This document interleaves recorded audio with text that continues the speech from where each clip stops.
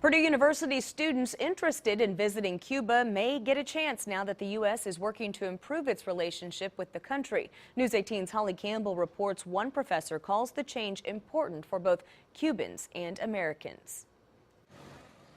For more than 50 years, the United States has not had a diplomatic relationship with Cuba.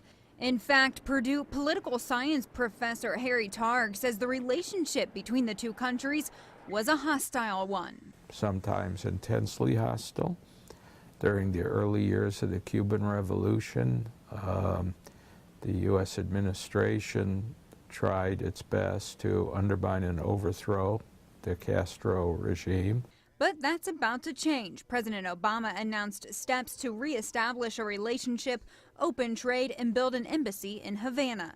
Targ says the decades-long blockade hurt both countries.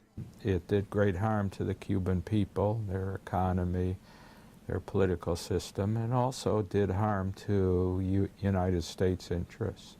And so I think his move was, in the context of American politics, a bold, creative, and important one.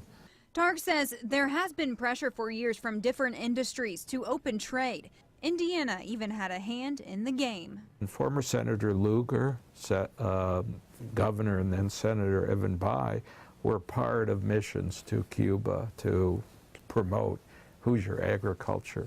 Targ says the move will bring some backlash from both Cubans and Americans. He says Cubans are devoted to their socialist views, and some Americans are going to want to change the deep-rooted culture. In the long run, Targ says reestablishing a relationship with Cuba could help the U.S. foster more relationships with Latin American countries. It may also help create new relationships between universities. Targ has been to Cuba more than a dozen times and hopes to take Purdue students there in the near future. A spring semester study abroad in Havana, connected with the University of Havana and the Institute of Philosophy for the spring of 2016.